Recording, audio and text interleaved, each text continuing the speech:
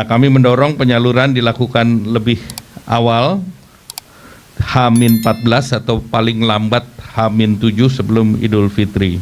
Sesuai dengan arahan Bapak Presiden terkait THR aparatur sipil negara, pemerintah pusat, termasuk P3K, TNI Polri, serta pensiunan, pemerintah telah menyiapkan anggaran sebesar 55 triliun rupiah. Nah, komponen yang dibayarkan 100% penuh meliputi gaji pokok, tunjangan keluarga, tunjangan pangan, tunjangan jabatan, kinerja sesuai dengan regulasi yang berlaku. Saya garis bawahi bahwa THR ini tidak sama dengan gaji ke-13. Gaji ke-13 biasanya diberikan di bulan Juni. Kemudian bonus hari raya untuk ojol.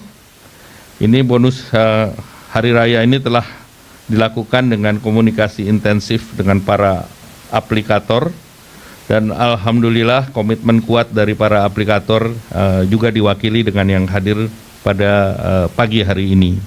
Assalamualaikum warahmatullahi wabarakatuh, Bapak Ibu Guru yang saya hormati, yang saya banggakan. Menjelang Idul Fitri 2026, pemerintah itu resmi mengumumkan paket besar-besaran ya, THR 55 triliun untuk ASN dan pensiunan, dan sekitar 40 triliun untuk pekerja swasta ya, serta bonus hari raya 220 miliar untuk para pengemudi ojek online. Nah, bukan hanya itu, ada bantuan pangan hampir 15 triliun, diskon transportasi hingga kebijakan work from anywhere untuk mengatur arus mudik. Pertanyaannya, apakah ini sekedar kebijakan rutin tahunan atau ada strategi ekonomi yang lebih besar? Nah, karena kita hitung secara keseluruhan, uang yang beredar menjelang lebaran tahun ini bisa mencapai lebih dari 100 triliun. Dan itu bukan angka kecil. Dalam video ini, kita akan membahas siapa saja yang benar-benar diuntungkan, bagaimana dampak ekonomi nasional, dan apakah target pertumbuhan 5,6% itu realistis. Simak sampai akhir karena ada poin-poin penting yang jarang dibahas oleh BHR untuk ojol dan dampaknya terhadap ekonomi digital Indonesia. Tapi sebelum saya membahas ini lebih dalam, saya menginformasikan kepada Bapak Ibu Guru bahwa bagi Bapak Ibu Guru yang ingin mendownload e-book yang bisa digunakan untuk pegangan guru dalam mengajar, pegangan siswa untuk belajar, modul-modul PPG, buku-buku PAUD, ataupun e-book yang bisa digunakan untuk menambah penghasilan Bapak Ibu Guru bisa mendownloadnya melalui link yang sudah saya sediakan dalam deskripsi dari video saya ini. Nah, jadi seperti pada video yang Bapak Ibu lihat ya, itu adalah penyampaian jadwal pencairan tunjangan pencairan THR untuk tahun 2026 ini ya, beserta dengan BHR ya, atau bantuan khusus hari raya ya. Nah, jadi total yang digelontorkan itu adalah 55 triliun, naik 10% dari tahun sebelumnya, di mana 2,4 juta ASN itu ASN pusat, TNI, Polri, sebesar 22,2 triliun, dan 4,3 juta ASN daerah yaitu sebesar 20,2 triliun, dan 3,8 juta pensiun sebesar 12,7 triliun gitu ya. Tapi mungkin angka-angka ini itu tidak terlalu penting bagi Bapak Ibu Guru ataupun ASN yang lain. Yang penting itu adalah cair gitu ya. Pertanyaannya adalah kapan sebenarnya akan dicairkan. Jadi sebenarnya di dalam video itu ya, itu sudah disebutkan bahwa nanti potongan videonya akan saya tampilkan juga ya, bahwa pencairannya itu bisa menjelang hari raya Idul Fitri. Saya kira ini seperti pada skema tahun-tahun sebelumnya ya untuk pencairan THR ini. Nah, komponen THR ASN yang akan dibayar itu berupa ada gaji pokok, kemudian ada tunjangan keluarga, kemudian tunjangan pangan, tunjangan jabatan, dan juga tunjangan kinerja. Nah, catatannya adalah THR ini berbeda dengan gaji ke-13. Jadi Bapak Ibu Guru jangan disalah kaprahkan bahwa THR ini itu bukan gaji ke-13 atau TPG 100% dalam THR maupun gaji ke-13. Itu berbeda lagi komponennya ya. Untuk ada yang berkomentar ya bahwa apakah di tahun 2026 ini masih ada TPG 100% dalam THR dan gaji ke-13?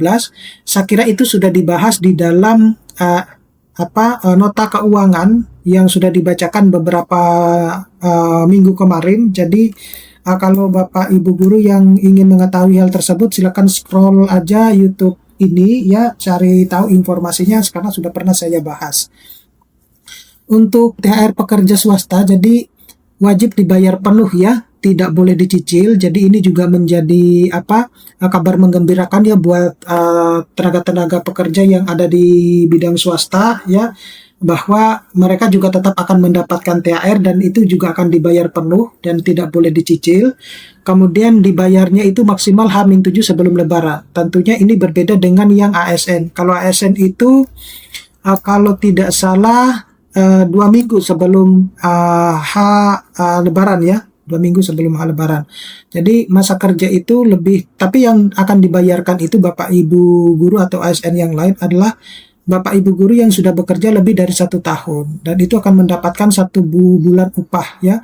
Kalau yang kurang dari 1 tahun itu proporsional, artinya itu akan diatur oleh atasannya masing-masing atau instansinya masing-masing.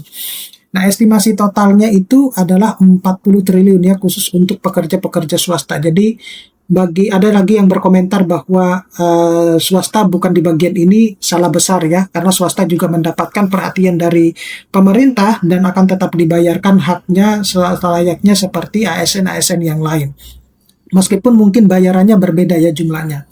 Kemudian yang secara khusus juga itu adalah bantuan hari raya untuk ojek online ya dan kurir online, di mana total yang dianggarkan itu adalah sebesar 220 miliar, itu naik 2 kali dari tahun sebelumnya, dan total akan menerima itu 850 mitra penerima gitu ya. Jadi kurang lebih ada 850.000 mitra penerima yang akan menerima bantuan hari raya ini ya, yang juga akan disalurkan H-7 Lebaran ya.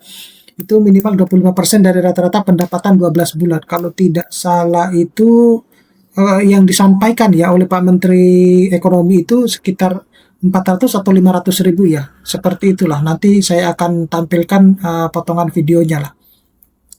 Kemudian untuk bantuan dan stimulus tambahan ini juga menjadi bagian dari rencana pemerintah untuk mensejahterakan atau menghidupkan rakyatnya. Jadi ada bantuan pangan sebesar 14,9 triliun ya, yang bisa menjadi bagian dari THR ini juga ya.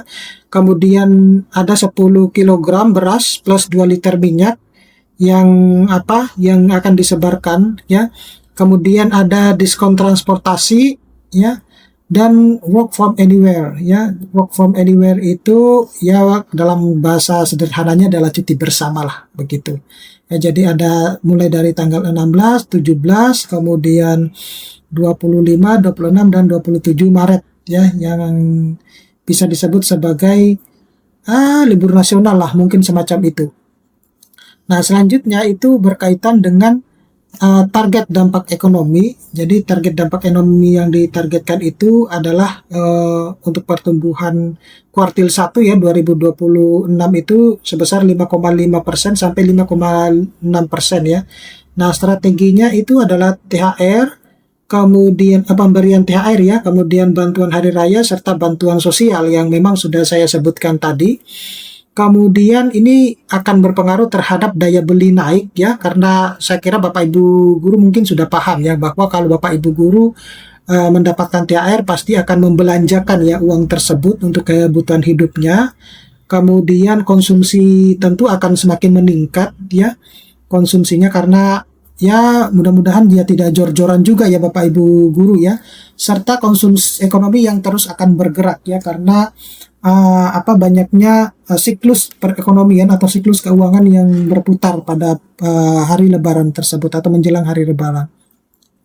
Nah, sebagai penutup, jadi ini lebih dari 100 triliun uang yang akan beredar menjelang Lebaran tahun 2026 ini ya, dan ini sebenarnya bukan angka kecil ya, angka yang sangat besar.